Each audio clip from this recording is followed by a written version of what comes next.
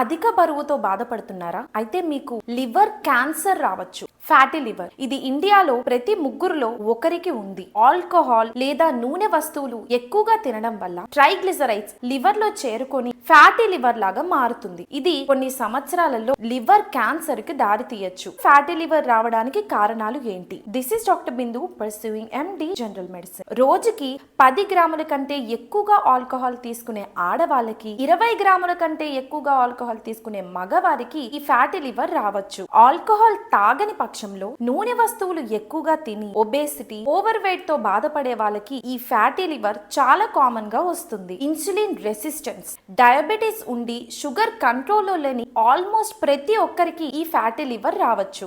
Hepatitis C వల్ల కూడా fatty liver రావచ్చు. వచ్చే వీడియోలో లివర్ క్యాన్సర్ కి దారితీసే ఈ ప్రమాదకరమైన ఫ్యాటీ లివర్ న్యాచురల్ గా తగ్గించే పద్ధతులేంటో మాట్లాడుకుందాం.